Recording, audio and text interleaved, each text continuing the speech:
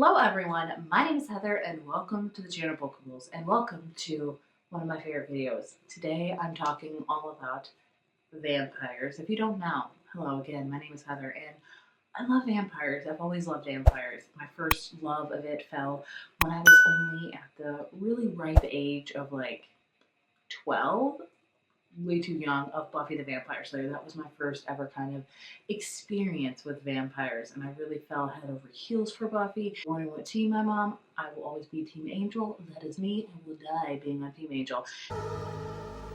Come on. Don't go soft on me now. And ever since then, of course, my love of vampires have just grown and grown. Of course, I was a fan of Twilight. I was in high school when it got released, okay? I fell hard for it, and I have no shame in that. I'm Team Edward for that as well. So I have just loved vampires and all their stuff. So with that, I've read a lot of vampire books. Some of them not so good. Some of them I do really enjoy. So today I'm talking about my favorite vampire reads, whether they be romance or horror, just vampire books in general, some of my favorite. I wish I had a bigger stack, I truly do. I'm always looking for great vampire reads, but some just don't make the cut, but I will talk about ones that I haven't even read yet that I'm planning to read one day. But either way, let's talk all about vampires because they are my favorite of the paranormal species. If I hear a book that has a vampire in it, I immediately buy. Whether or not that's the right choice is for another day. First up, new to this list, is one that came out last year that was one of my favorite books last year, and of course that is Bride by Ali Hazelwood. Ali Hazelwood shocked everybody by releasing this book because if you don't know, she is primarily an adult romance author, especially in like the STEM field. She writes a lot of women in science and things like that, and so when she was going to release a book between a vampire and a werewolf, everyone was like, this might work, this might not, and fortunately for everybody, it worked and it was amazing. I loved it. My favorite of her books. Like, I love her paranormal take. So this book follows a vampire named Misery, poor girl. And she's, she's not living the best life. The girl's name is Misery, for goodness sake. She lives in a world where everybody has alliances. Like, the vampires have alliances. Like, they're culpable.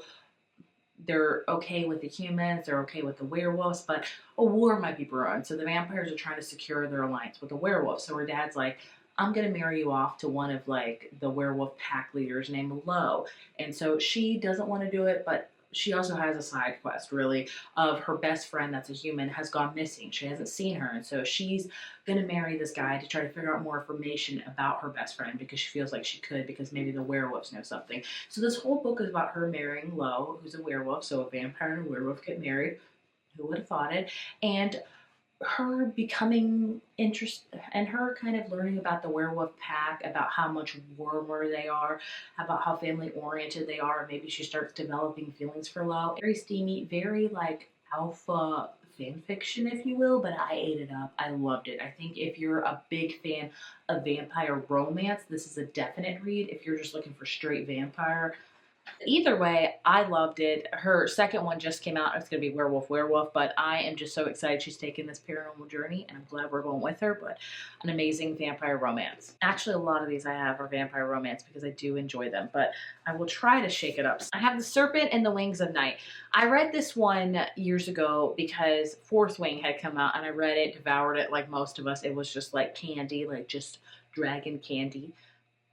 Is that the right thing to say? Probably not, but I wanted a book that was similar to that, and this one kept getting recommended, and I read it, and I loved it. So this one, it's a hunker. It's a fantasy book. It is, how many pages are you? It's like a little bit under 500 pages. It is part of a series, and I would recommend the whole series.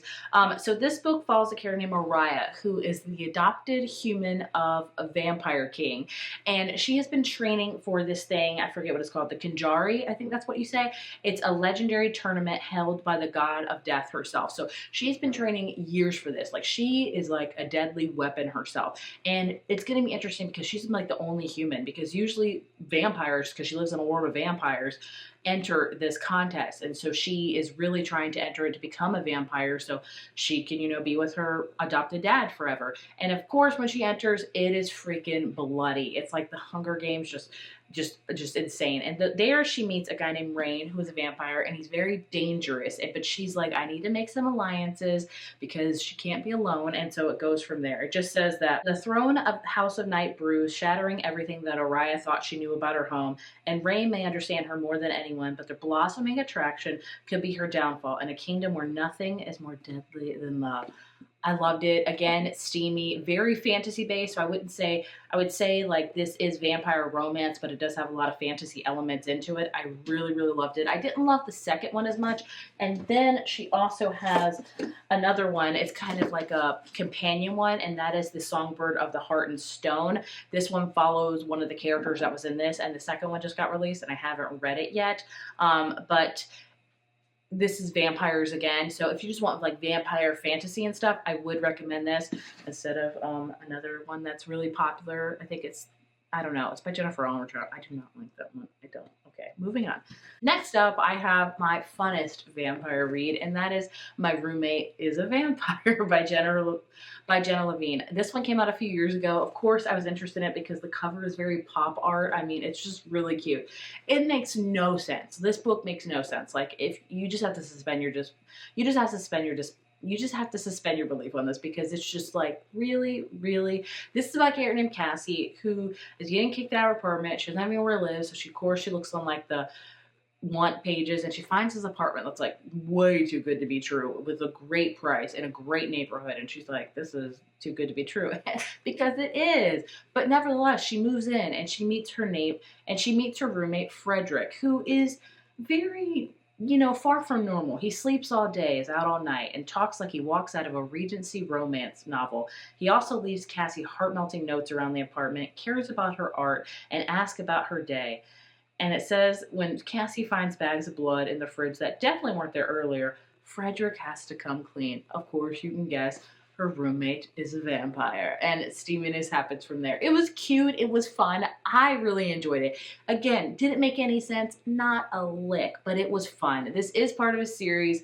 The second one is My Vampire Plus One. I did not really enjoy that one, and I am currently reading My Vampire Road Trip, I believe, and that's like a vampire witch one. But I mean, if you just want a fun paranormal spooky time for Halloween, you want vampires, but maybe not like bloodthirsty, evil, all that kind of scary and gore, this is a great series because it's just that. It's just a fun time, and I really enjoyed it. I will always recommend it because I just had a good time with it, and that's all I have to say.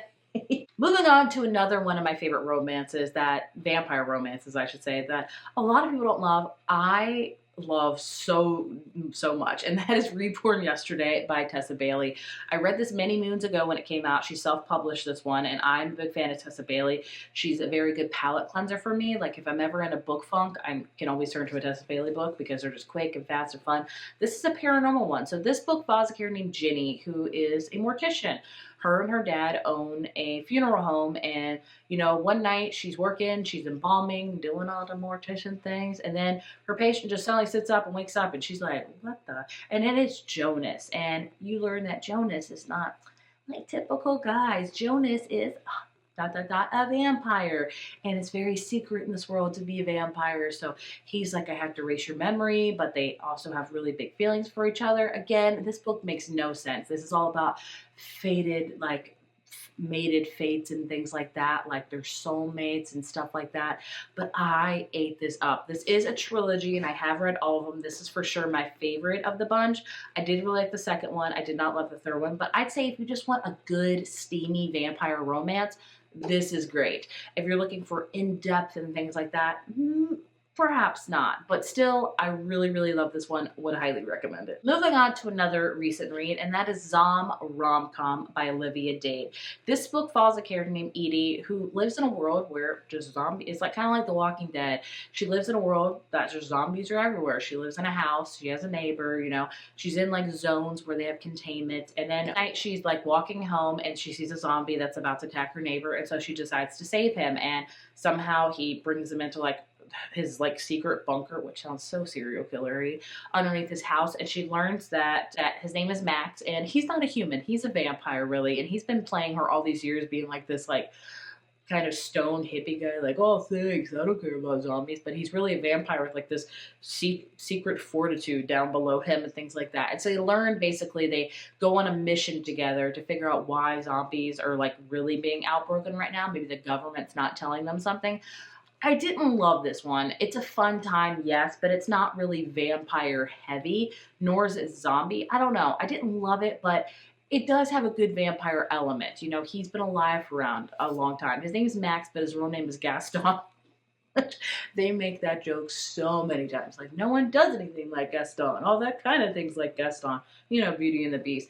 But it's a fun one. I'd say, again, if you're just looking for a fun paranormal, like, vampire book, this is definitely a great read for the season. But it wasn't, like, one of my most, like, favorite amazing vampire ones. Then I have a horror, and that is The Southern's Book Club Guide to Slaying Vampires by Grady Hendrix. I love this one. I got rid of my ARC because I need to buy an actual copy of it. But this one, it's again just kind of bananas, but that's Grady Hendrix for you, really. So this book follows this woman that she lives in South Carolina, because that's where all of his books takes place, and she is part of like this book club. They read a lot of like horror and mystery and kind of stuff like that. That's what they do. And then they have a new neighbor moving into like the cul-de-sac area, and he's kind of odd. He's kind of different. He doesn't go out in the sun. You know, you can put two and two together. You realize that he's a vampire, and maybe he's killing people around them. So she is trying to get all of her neighbors to be like, hey, there's like an evil vampire entity living in the neighborhood. And they're all like, no, you're crazy. You know, that kind of thing, because it takes place in the 90s as well. And so it's like, just go back to being a housewife. It's a little bit gory. That's what Grady Hendrix does. Not like scary gory, but like kind of just icky. That's Grady Hendrix for you. But for the vampire elements, they are there. They are creepy. They are just dark and ominous and all that kind of stuff. I do really enjoy it, and it's one of my favorite Grady Hendrix books. This one is very interesting, again, very dark and icky because of the gore. I don't know. Just Grady Hendrix always does like this gore that's just gross, in my opinion. Like, if you've read My Best Friend's Exorcism, you kind of know.